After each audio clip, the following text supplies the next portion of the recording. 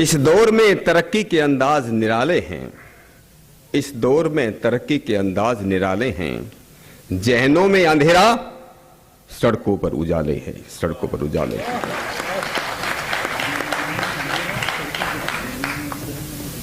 आज डॉक्टर बहुत हैं, हॉस्पिटल्स भी बहुत हैं, पर बीमारियां बढ़ती जा रही हैं। जनसंख्या बहुत है, पर परिवार छोटे हो रहे हैं। परिवार छोटे नहीं, परिवार टूटते जा रहे हैं। इस दुनिया का सबसे सर्वोत्कृष्ट प्राणी, सबसे बुद्धिमान प्राणी, जिसको हम मनुष्य कहते हैं, इंसान कहते हैं, आंखें उसी की खराब होती हैं, कान उसी के कमजोर होते हैं। कभी आपने सुना किसी जानवर की आंखें कमजोर हो गई हो? जानवर बूढ़ा हो गया, उसके कान कम सुनने लगे हों? ऐसा कभी नहीं होता।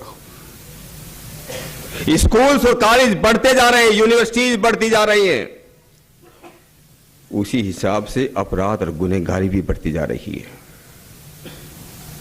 हजारों नहीं, लाखों मंदिर, मस्जिद, गुरुद्वारे और चर्च बनते जा रहे हैं। उसी हिसाब से धार्मिकता नहीं, सांप्रदायिकता और धर्मांधता बढ़ती जा रही है। इसलिए मुझे याद आती एक बात, किसी शायर ने लिखा था, वतन की हालत बताने लगेंगे, वतन की हालत जो बताने लगेंगे तो पत्थर भी आंसू बहाने लगेंगे। वतन की हालत जो बताने लगेंगे तो पत्थर भी आंसू बहाने लगेंगे। कहीं भीड़ में खो गई आदमियत है, कहीं भीड़ में खो गई आदमियत है, जिसे ढूंढने में जमाने लगेंगे, जिसे ढूंढने में जमाने लगेंगे। आज से 50 साल पहले जब आदमी चलता था, यात्रा पर निकलता था, उसको कोई आदमी मिल जाता था तो उसकी हिम्मत बनती थी। आज अगर दूसरा आदमी मिल जाए तो डर लगता है। आज समाज में इतना खौफ बढ़ गया, इतना डर बढ़ गया। मां बाप सोचते हैं बच्चे पढ़ने गए हैं, बेटी पढ़ने गए है और सुरक्षित घर लौटेगी कि नहीं, इस बात का भरोसा नहीं है। सब प्रकार की बीमारी, सब प्रकार का डर बढ़ता जा रहा है। आज से 50 साल पहले ऐसा नहीं था, आज से 100 साल पहले ऐसा नहीं था। हम कहते हैं इंसान आज अच्छा हो गया, हम कहते हैं हमने तरक्की, ऊपर की तरक्की किया है। हम लोगों ने सड़कें अच्छी बनाई, हम लोगों ने सैटेलाइट छोड़े, हम लोग चांद पर चले गए, हम लोग घर घर में मोबाइल आ गए, आदमी के हर का के पास मोबाइल आ गई। मोबाइल आ गए पर दूरियां बढ़ती चलेगी, दिलों की दूरियां बढ़ती चली गई है।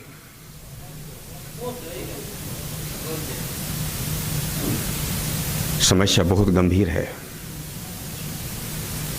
कई साल पहले, मैं भी टाइम ज्यादा ले रहा हूं,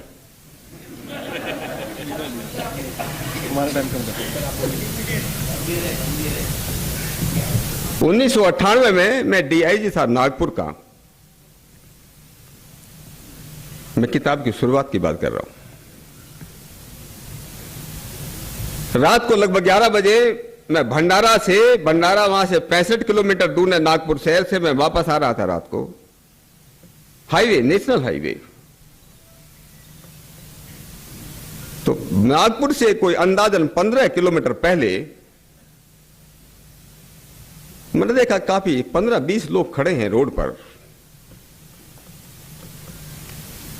रात के 11 बजे। तो मैंने अपनी गाड़ी रुकवाई, भाई क्या हो गया? मालूम चला एक एक्सीडेंट हो गया, बड़ा सीरियस एक्सीडेंट था। कोई 20-21 साल का नौजवान का एक्सीडेंट था। उसके सिर में गंभीर चोट लगी थी। ट्रक से एक्सीडेंट हुआ, मोटरसाइकिल चला रहा था। आधा घंटा पहले एक्सीडेंट हुआ।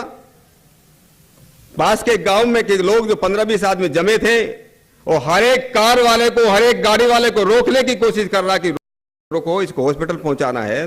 15 किलोमीटर दूर है नागपुर शहर। कोई रुकने के लिए तैयार नहीं था। एक कार वाला जो अकेला गाड़ी चला रहा था, उसको लोगों ने रोका, जबरदस्ती रोका। अरे किसी का जवान बेटे का एक्सीडेंट हो गया, आपको 15 मिनट लगेंगे इसको नागपुर से हॉस्पिटल में छोड़ने के लिए, रुक जाओ। उस आदमी ने जिधर एक्सीडेंट था उधर तो देखने से मना कर दिया। अरे मेरी पत्नी बहुत बीमार है घर में, मैं नहीं रुक सकता, मैं नहीं जा, चला गया।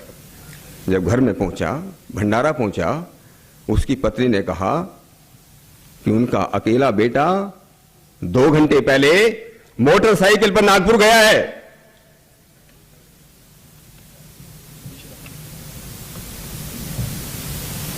आदमी के पैरों के तले की जमीन निकल गई।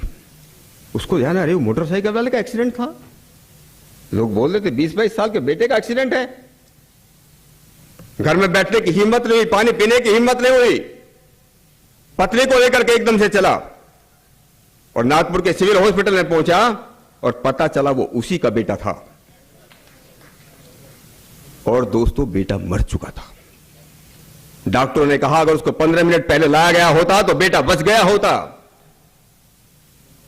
क्या वो बाप कभी अपने को माफ कर पाएगा? एक्सीडेंट हमेशा दूसरों का होता है।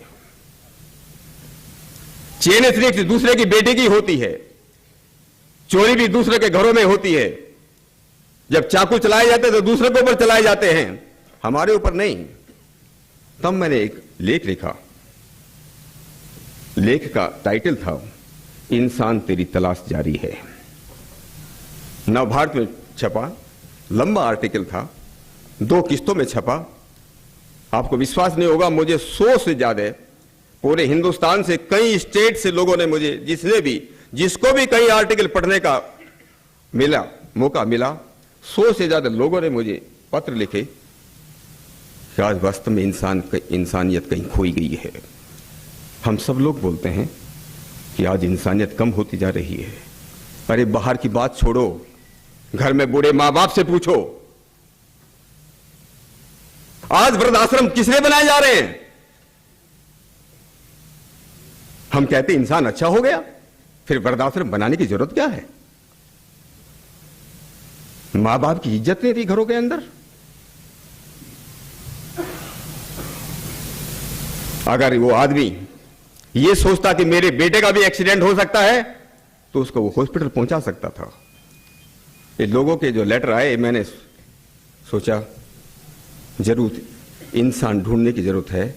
इंसान ढूंढने की जरूरत नहीं, समाज को इंसान बनाने की जरूरत है।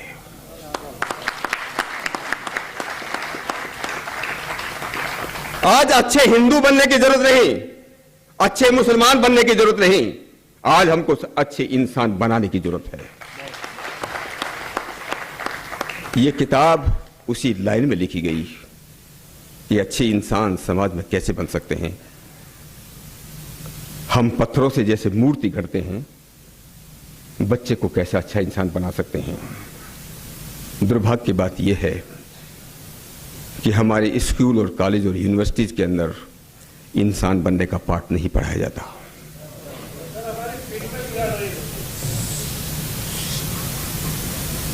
ये पुस्तक पहले हिंदी में लिखी गई, फिर गुजराती में अनुवाद हुआ, फिर मराठी में अनुवाद हुआ और आज तक लगभग 1 लाख से ज्यादा कॉपी जा चुकी है। बिना किसी बड़े पब्लिशर के, बिना किसी एडवर्टाइज के, कोई एडवर्टाइजमेंट नहीं, जिसने एक बार पढ़ लिया। 2 साल पहले मुझे पुर्तगाल से फोन आया, पुर्तगाल से।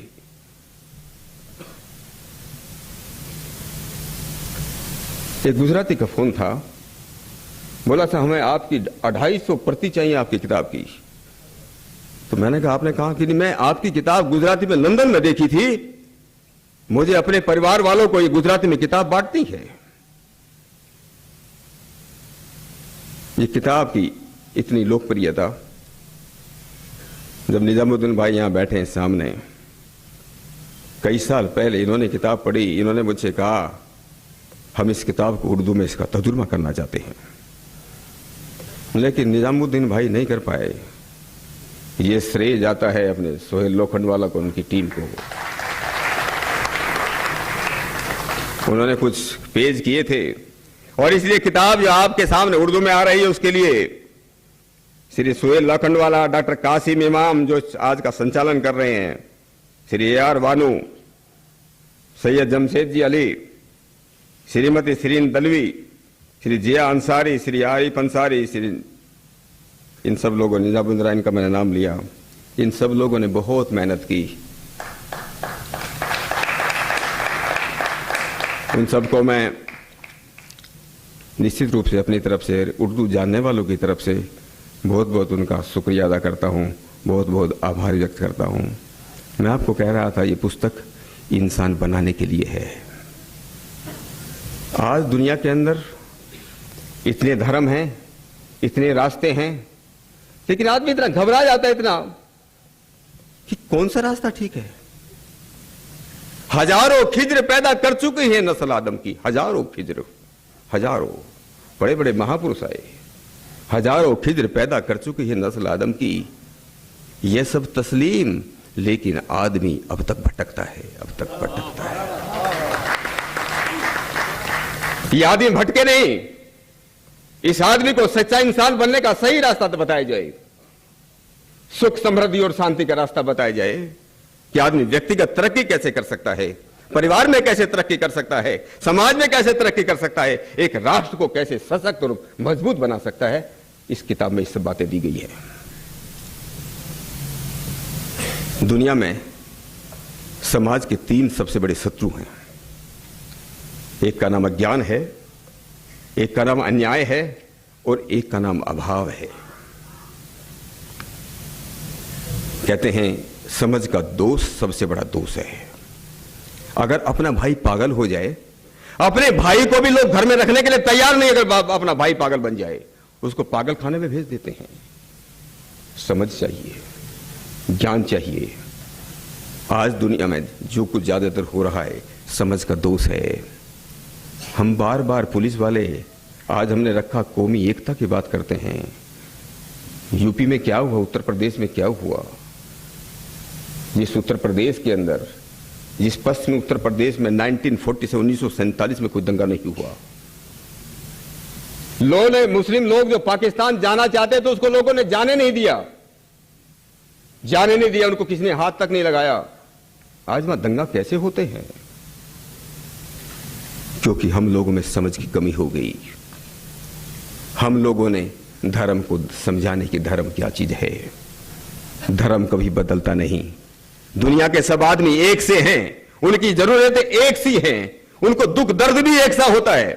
अगर किसी को एक्सीडेंट हो जाए, एक हिंदू है, एक मुसलमान है, क्या डॉक्टर अलग अलग ट्रीटमेंट देता है, अलग अलग दवाई देता है? किसी को बुखार हो जाए, किसी का मलेरिया हो जाए, ट्रीटमेंट एक है। अरे धर्म भी उसी को कहते हैं जो दुख दर्द को दूर कर सके, उसका नाम धर्म है। जैसे अलग अलग ट्रीटमेंट नहीं हो सकते, मेडिकल साइंस के अंदर अलग अलग ट्रीटमेंट नहीं हो सकते, आज सारी दुनिया के अंदर, यह बात मैं जरूर मानता हूं जावेद अख्तर साहब की, कि सारी दुनिया में एक ही मेडिकल साइंस है, सारी दुनिया के अंदर एक ही गणित है, सारी दुनिया के अंदर एक ही केमिस्ट्री है, सारी दुनिया के अंदर एक ही फिजिक्स है, एक ही आर्किटेक्चर है। आदमी की जाति भी एक है, फिर उसके लिए अलग अलग धर्म कैसे हो सकते हैं? ये जो धर्म, हमें सोचना पड़ेगा कि एसेंशियल क्या है, आवश्यक क्या है और ऊपर बाहरी क्या है। आदमी को बाहर से निकाल करके अंदर के तत्व देना पड़ेगा। और अंदर के तत्व ये हैं कि हम लोग, इसलिए आज नहीं, हजारों साल पहले बात कही गई, पहले स्कूल में पढ़ाया जाता था ये बातें, कि सबसे बड़ा धर्म वो है जो लाखों करोड़ों ग्रंथों का जो सार तत्व है वो ये, आत्मन प्रतिकूलानि परिसाम्य समाचरित, आत्मन है प्रतिकूलानि परिसाम्य समाचरित। जो अपने को अच्छा नहीं लगता वो दूसरों के साथ मत करो, ये इस धर्म का सार है।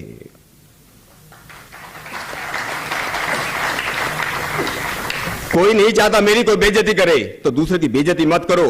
कोई नहीं चाहता मेरी कोई चोरी करे तो दूसरे की चोरी मत करो। कोई नहीं चाहता कि मेरी बेटी या बहन का कोई बलात्कार करे तो दूसरों के साथ मत करो।